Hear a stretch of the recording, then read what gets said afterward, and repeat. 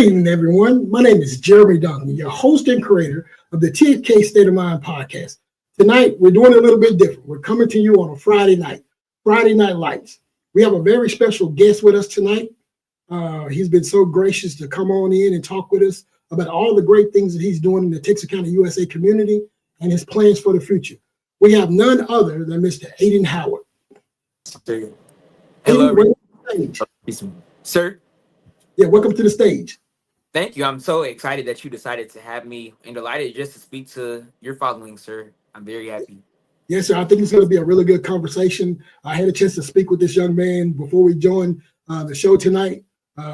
Very excited about the future of our community in the hands of this young man and the young people that are involved in the Scholars Program, as well as going through all the programs in our three institutions at Arkansas High, Texas High, Liberty Island, and of course, Pleasant Grove as well. But tonight I want to give you a chance to get to know Ayden from behind the scenes. You see him out planning parades with the Juneteenth. You see him involved in all the things that the scholars are doing. But there's so much more to this young man that is going to have an impact on our future of our community and our country for years to come. So I wanted to bring you on, man, and give people a chance to get to know you. I know your mom. I know the proud mother that she is and the work that she's instilled and the pride that she's instilled in you as a young man. So I wanted to give people a chance to come out and talk, kind of listen to you, have a conversation, chop it up, because I see the light is on you. You have so much promise of the things that you can do, and I want you to be able to come in and talk. So my first question to you, we'll give you a softball. We're going to throw you a softball. Yes, sir. So we talked a little bit. We talked about your passion, what motivates you. But what inspired you to get involved in community activism at such a young age? You started pretty young with the things that you're doing now. So talk to us about what inspired you to get involved in the community. Yes, sir. No denying for a fact that person, force, entity, that would definitely be my mother. Like, she instilled that community service aspect in me, but also being able to invest back in something that you could reap from, if that makes sense.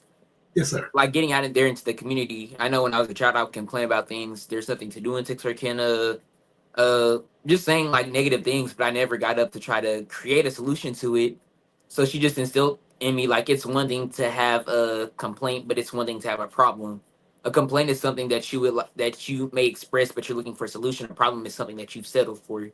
So definitely wanting to find a solution to how I feel. But then also that was like my main thing. But then the other thing was just seeing the exposure and the networking things that brought me, and I knew that I hung around people and that I still know people to this day. They may not have a role model to where they could depend on. And not saying that I necessarily want to be I do want to be a role model, no denying that. But I want to be somebody to where Black males they could just connect to, relate to, or talk to about things, but also kind of be like the epitome of what you could be, but also set them up for much, much more. Right. I understand what you're saying. And I think that's the role that you're kind of playing out, because I think people are taking notice. I know it's my first knowledge of you before I moved back here, and I saw this young guy out there planning this massive event at such a young age, and I'm like, I need to get to know that guy.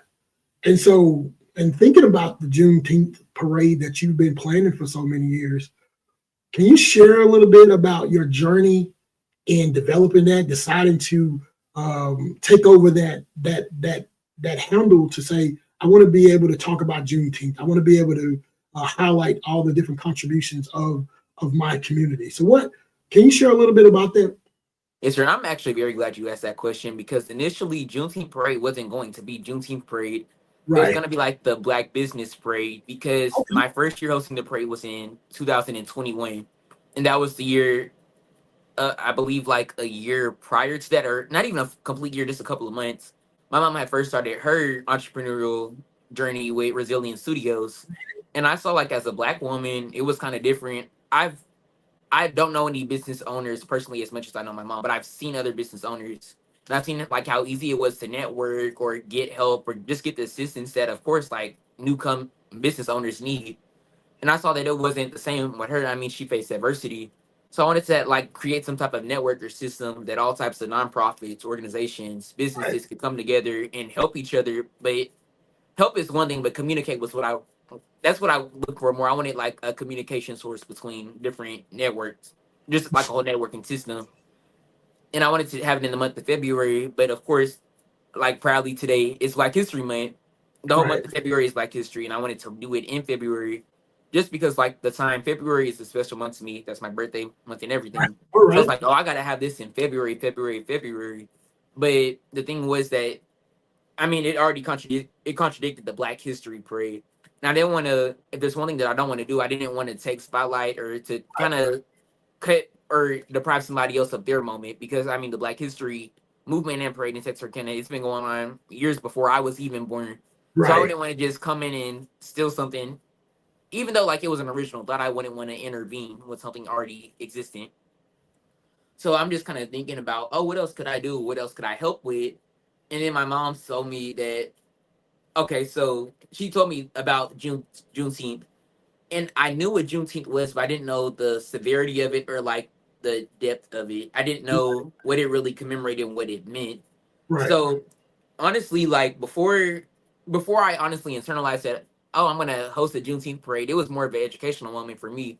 It Right. was, I know Juneteenth was a this was like my 11-year-old mind. So Right. believe the things that I'm about to say. But oh, I knew this was the day that the slaves were finally free. But like, You didn't know what what does to it do. really mean? Yeah.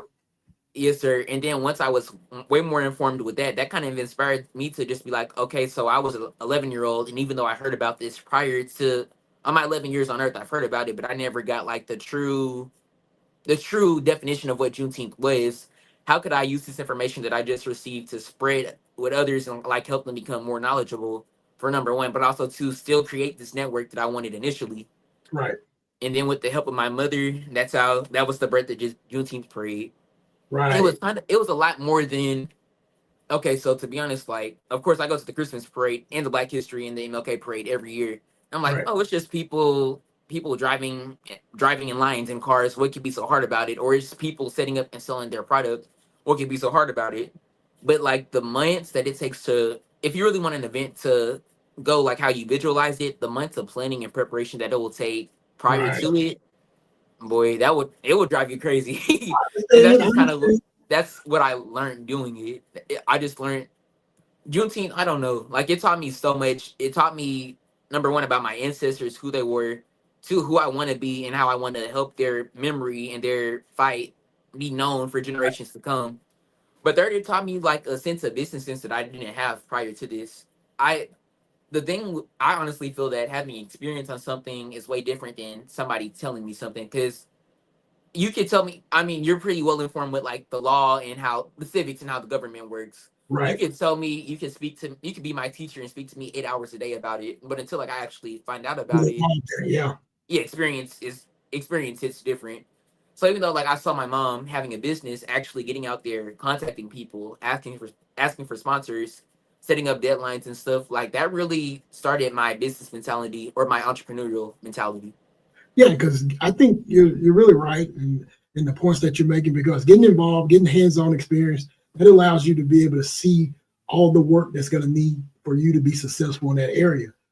And you started out at 11 years old, man. That's, you're like the Williams sisters, going out there and tackling an avenue that wasn't really tackled by African American females and tenants. So, and when you're a young leader, you started out at 11 years old, you're doing all these things, you're involved in different activities. What challenges have you faced in your role as a team leader? And how have you overcome those? Because I know there has to be a lot of things that your friends are doing. You have to be on a different level, a different path. So you don't always get to just delve into everything that they're doing, because you're at a level where you're seen as a leader. I know when I talked with your mom when we were getting ready to set this interview, she said, "Well, he works now. We need to coordinate around that." So you're involved in a lot of things and you work. So when you think about it, what are some of the challenges that you faced as a young leader in our community?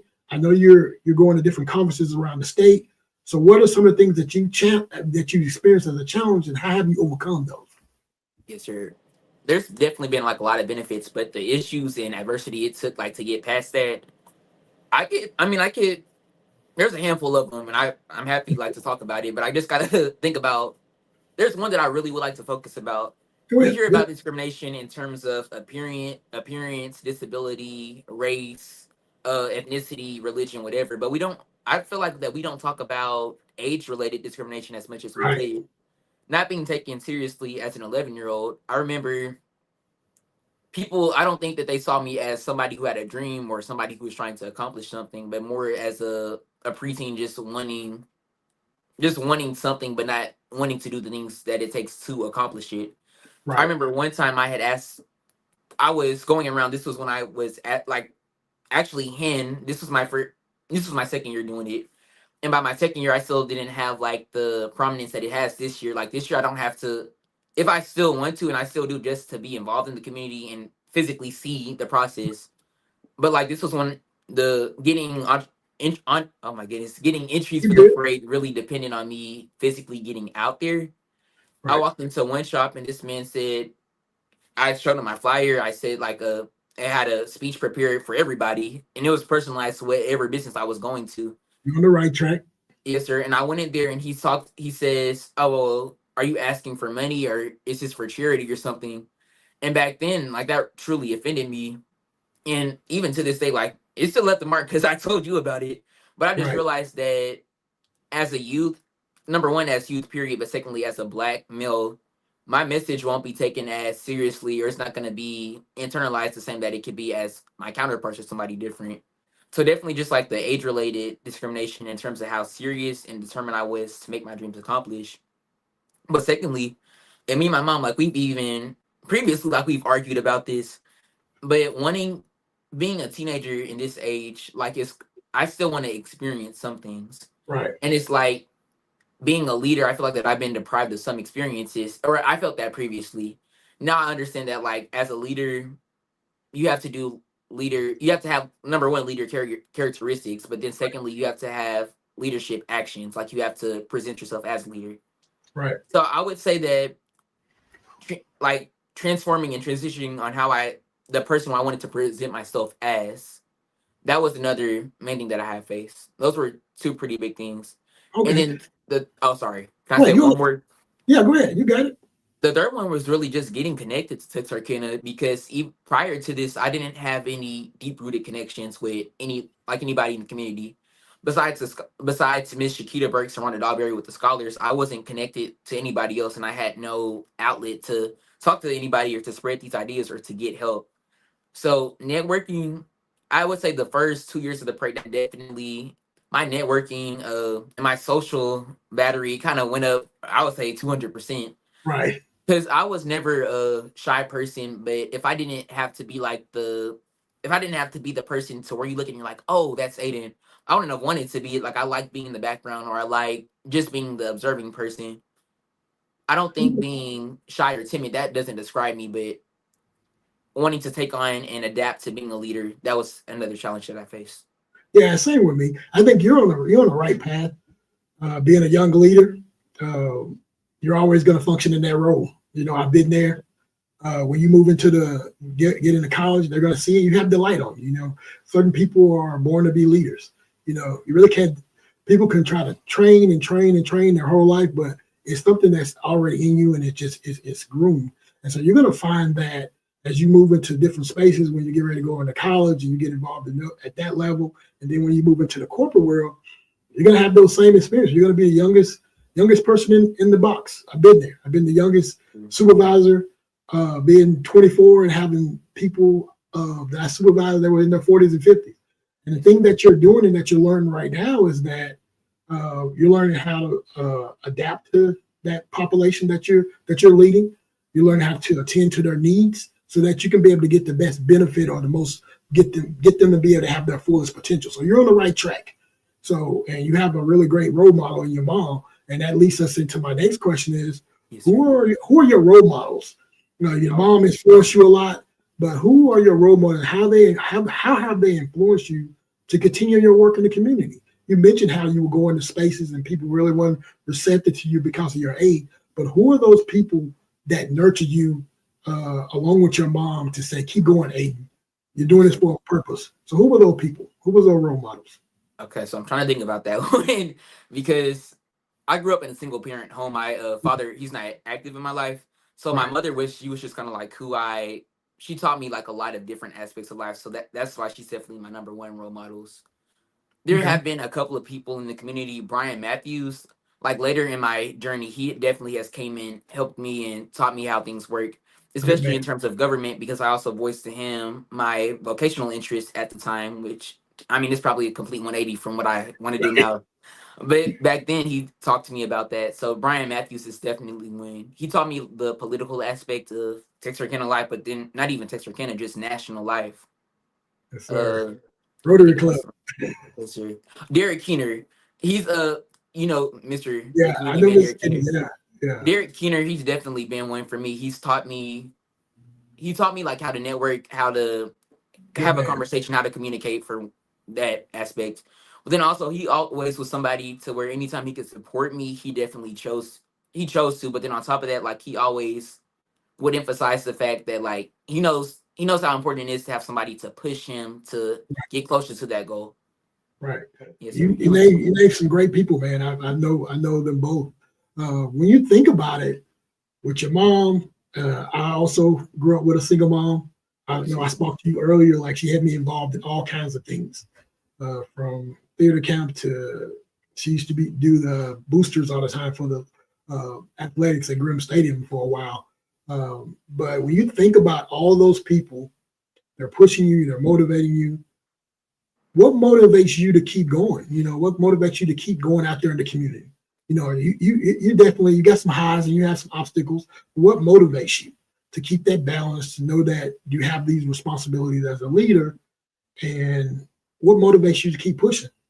There's two things that I would say. One is like the need for success, and then the second one is like the fear of failure.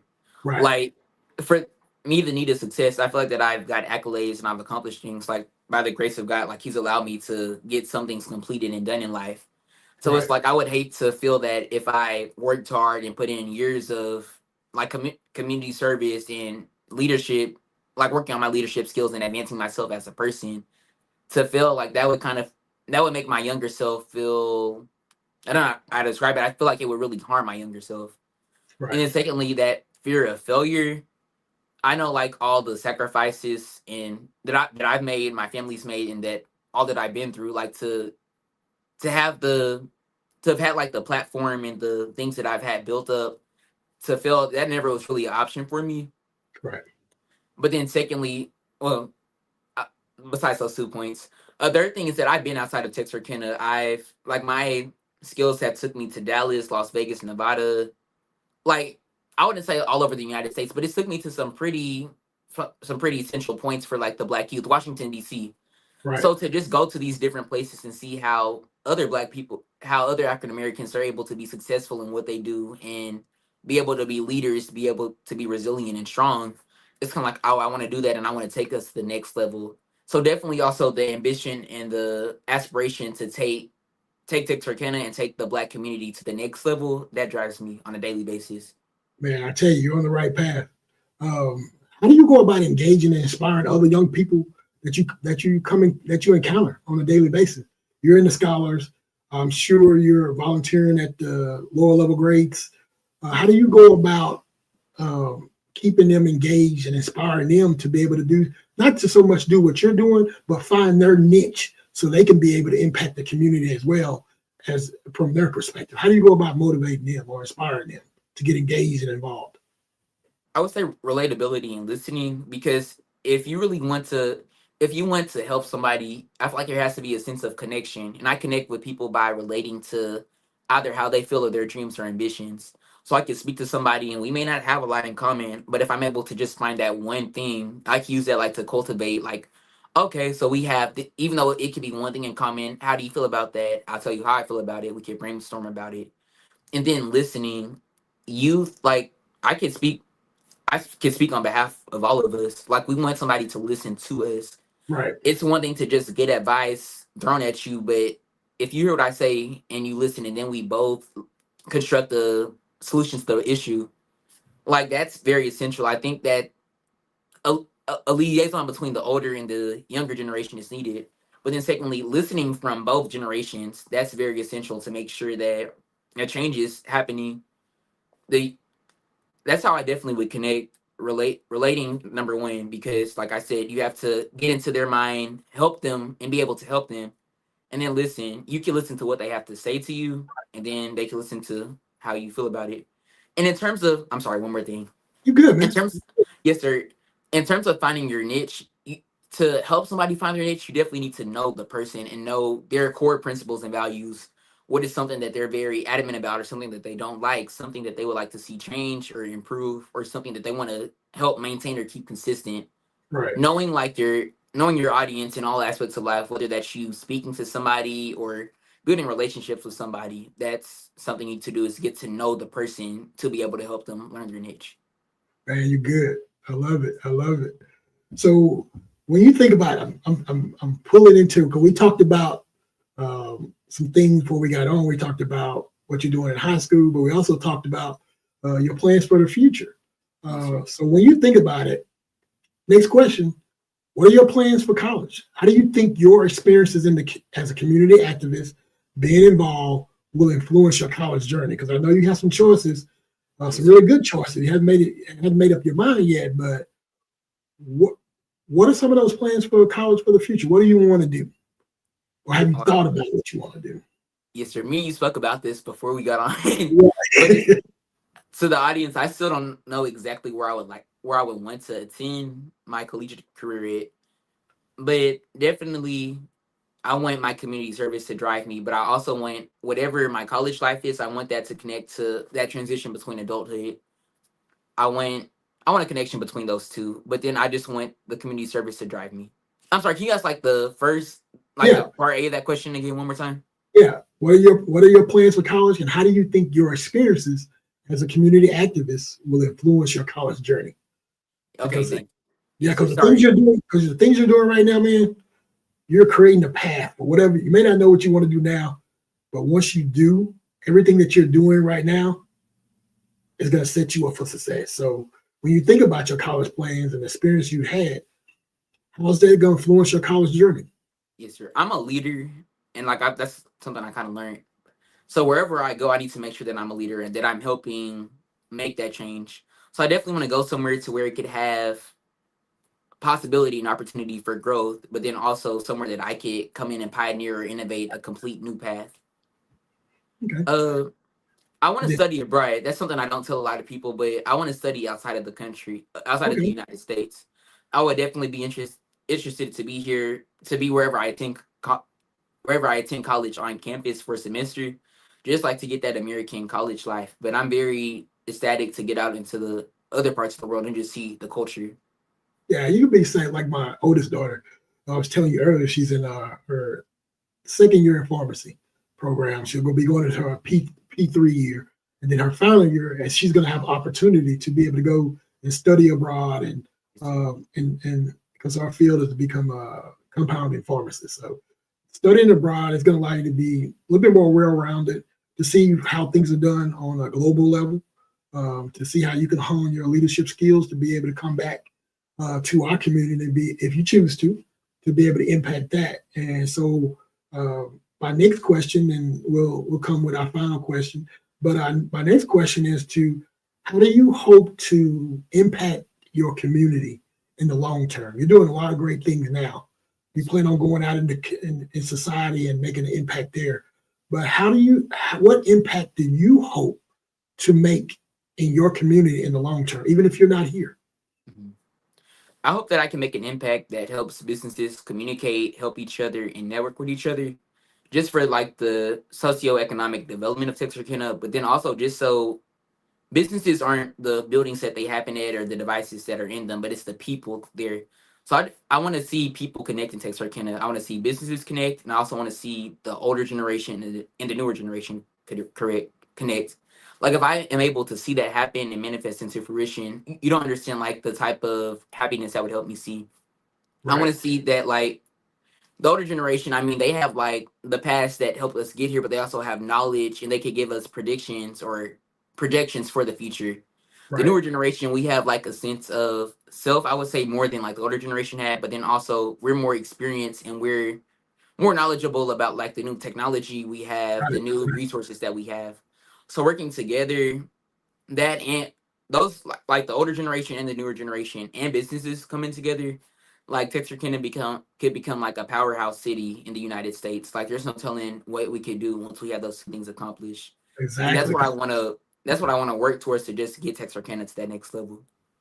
You're on the right path, man. I know we talked about that earlier before we joined on doing our little prep.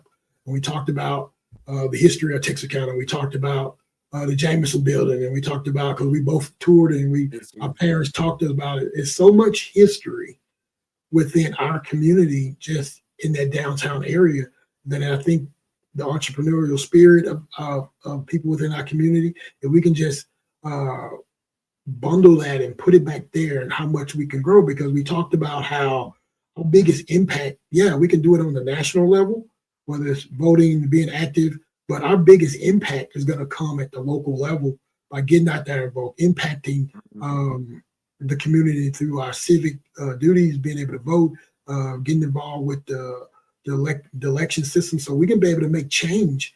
I think more and more, as we get more and more young people involved, like yourself and the young men and women that are in the scholars program, I think we're going to be able to do that. The future is bright for us. I already told you, I said, hey, you can come back and be our mayor, Texarkana. You have that on you. So the future of our society and shaping that is going to be with the young people. Like you said, you guys are steeped in the technology, but if you can tap into that wisdom of that know-how that the older adults are having, like the experience that your mom has, the Brother Matthews and Brother Keener, and I even throw out my Pastor Kenneth Reed, being able to tap into those resources. The sky's the limit for young people like yourself. I'm really excited about what I see in you, what I see in the scholars. So I'm really excited about that. Yes, can I interject and say one thing? Yeah. I don't know how this completely slipped out my mind, but the Jameson building, right. that architect of Texarkana, like that's pretty much our Black Wall Street. That's something I want to revitalize Texarkana as well. I want to revitalize like the Black contributions and the Black innovation in Texarkana, and be the staple that brings it back. That's definitely something else I'd like to accomplish. The Jameson building, and to the audience, me and Mr. Jeremy talked about this prior to us getting on. Yeah. But I told him that like if we were able to revitalize that building and get it back like to its inception and its principles in terms of Black entrepreneurship, that would make my life. That would make me very delighted to see. Hey, we got a great young man, right? And if you have not been into the Jameson building, I was talking to Ayden, like it's like stepping back into time, because you go up to the top level and you can still see the office numbers and names of the doctors and the dentists and the lawyers and things. I used to feel that. So if we can get that going, I think that's good. I know they have some talks of how they want to develop it, but I think it's going to take our contingent within our own community to work with the family that owns that and be able to bring that to back where it was, because that was the hub of the Black community, of the black businesses and things of that nature. I talked about with you about the green book, and there was a red book in Texarkana, and Mr. Jameson and the I forget the name of the board. They were deeply focused on highlighting Black businesses, Black entrepreneurs that were making things possible for people in the community. So I'm not going to keep you much longer, but I have one more question for you. Yes, sir. This has been a really great conversation, really good conversation tonight on TXK Conversation. But my last question for you, so you can kind of talk to the audience and get your voice out to them and things that you want to do. What advice, and this for young people and people that's young at heart, but what advice would you give other young people who are looking to make a difference in their communities? Let me think. Okay, so number one, what I definitely would say is don't go with the crowd. Be like the anomaly or the person who's everybody else is going left, but you turn right. Like be the difference in what's going on. But then secondly, once you found that difference in what makes you different, embrace it and optimize and capitalize off of it as much as you possibly can. And I would also like to inform and encourage you to network with the older generation. It may be hard. For me, it was hard. But just find somebody who kind of aligns with what you dream or what you want to be when you grow up, or a role model. Just find your role model, connect with them, but then also be receptive and listen to the advice they give you, but then also apply it to your life, because you could tell somebody something 1,000 times, but if you don't want to apply it to yourself to better yourself, there's no need for them to waste any more breath. So definitely receive and apply, be different, but then also with everything you do, think about the legacy that you want to leave behind. Don't engage in anything that you wouldn't want other people to know, or be who you would like want your kids or your grandkids or future generations, like leave a lasting legacy in everything that you do, and everything you do. I hope that you make sure that it does inch you towards the legacy that you want to leave. Man, I tell you, I'm excited for you. I'm excited for the future that we have. Again, hey, I'm telling mom, hey, this is a young man. I'm gonna try to coax him on back once he go out into the world, because I think he's gonna be a good leader for us to help us keep transcending into the place where Texarkana should be. Texarkana was always a great place. No matter the negatives or whatever, I always have fond memories of growing up here, and Friday night, Saturday nights, being involved civically, and you're just an extension of that. And I really appreciate you for doing the things that you're doing, being a role model, being a great son for your mom. You're a good example of the hard work she's putting in as a single mom. But again, just being a true representation of what our founders, our leaders within our community, especially in Texarkana and abroad, have sought out to do. So, man, Ayden, I'm really happy that you came on. Yeah, ladies and gentlemen, I thought this was going to be a candid conversation, a great conversation. It topped that. Ayden, you're always welcome to come back on. I'm looking to maybe do some with you where you can do some on a level that you might want to do for like podcasting and things of that nature. But tonight, we got to hear from a rising voice, a journey of a young change maker, and that's Ayden Howard. So, ladies and gentlemen, applaud him. You see it around the community. Stop and talk with him. You will not be surprised once he starts talking. He might seem a little shy now, but guys, bursting with knowledge and vigor to be able to help us take our community to the next level, as well as our overall country. So again, Ayden, I really thank you for coming on, man. Yes, sir, Mr. Duncan. I would like to say, for number one, thank you for having me and connecting me to the Texarkana state of mind. Thank you for allowing me to be able to get my message off to your followers and the people Right. who are like happy and anticipate to hear what you have coming up next.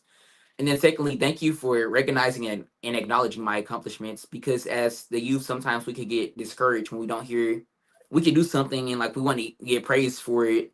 But I know sometimes like we might not get praised, but that shouldn't help us. That shouldn't make us stop in our tracks, the Right. progression that we're making. So I really am very grateful, and I'm satisfied, honestly, with you being able to recognize and acknowledge those accomplishments. Yes, sir, man. You got a bright future ahead of you. Ladies and gentlemen, as always, what's your TXK State of Mind, and we'll see you next week. Yes, sir. See you.